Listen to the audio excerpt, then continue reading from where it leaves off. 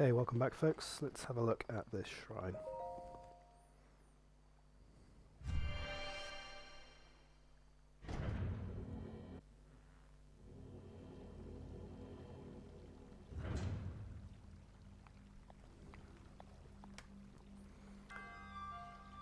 So a shrine is like the equivalent of an old dungeon. The difference is that the shrines in Breath of the Wild are smaller. So they tend to have just a single or a couple of puzzles, whereas a dungeon would have contained lots of rooms and would have been quite complex. So here you've got one basic little puzzle to work out for each. And there are many more shrines in Breath of the Wild than there were dungeons. Okay, so we've just got a magnesis, so we can use that to lift up magnetic objects and move them freely. That's been added to our shaker slate, and we can use that using the L button. So if I do that, I can now look for magnetic things. You can see here we've got two magnetic items. They're showing up pink. I can then activate them, and now you can see I'm lifting that up.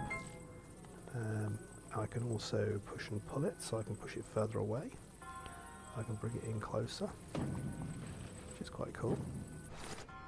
So I could even potentially stand on it. I don't know whether this would work, so if I now I activate what I'm standing on. No, it won't do that, but it will. Obviously they'll let us down. So we're now in the water. This is letting us underneath those locked barred grills. I didn't really give you a chance to look at those, but we were there behind those. We've managed to come underneath thanks to moving the magnetic doors.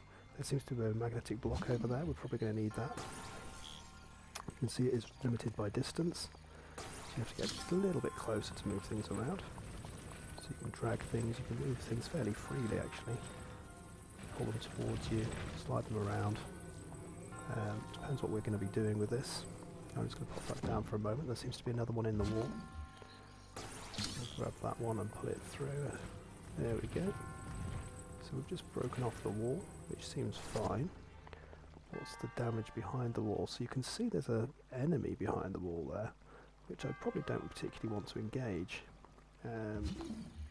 I might have to engage it, but for now, let's see if we can use this block to our advantage. So I'm going to use the block by just moving it towards the enemy. It's not quite over the enemy, but it's almost over the enemy. Now what happens if I just sort of move it down? You can see it's taken a load of power off the enemy.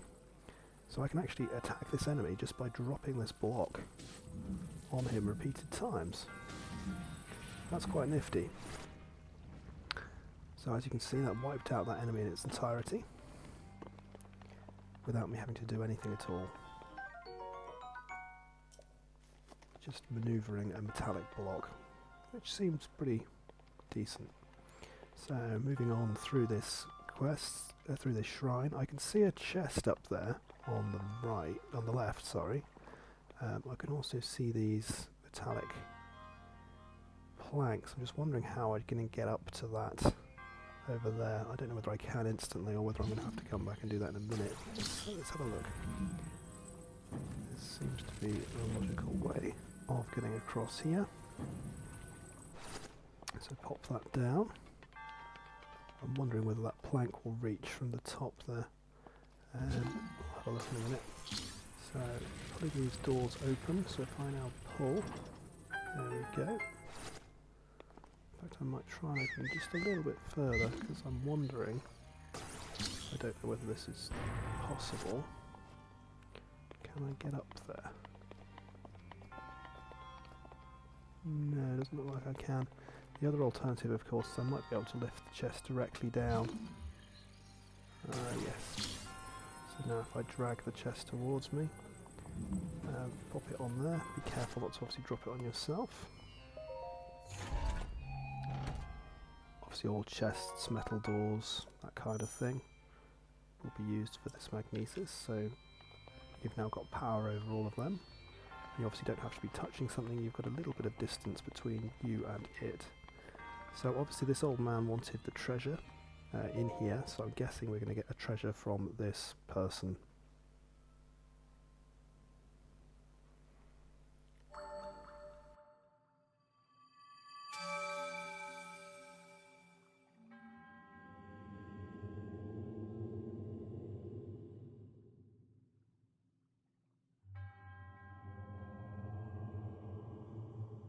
Okay, I'm not going to skip this cutscene, I'm going to let you read it.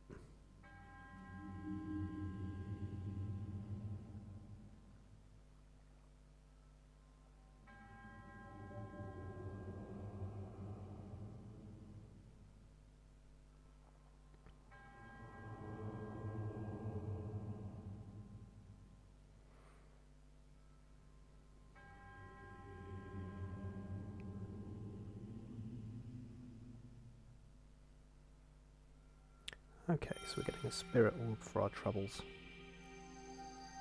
The idea is that this person has waited for us for many, many years to appear.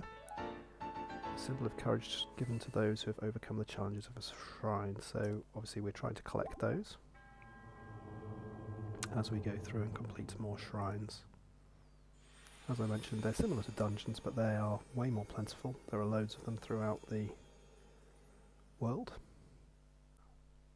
You used to have to collect an item from each dungeon and use that to go further throughout the world. Asking for the paraglider, obviously. Just let you see that, then I'm going to stop the video at the end of that shrine and then we'll carry on the journey thereafter. So again, this is probably going to be quite a short episode.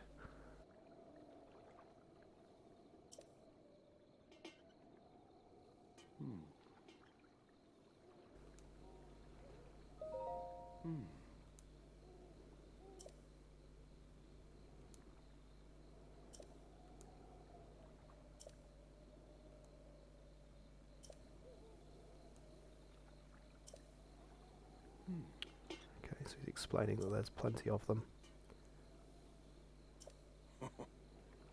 So he wants the treasure from each of those shrines and he will give me the paraglider. That certainly wasn't the deal.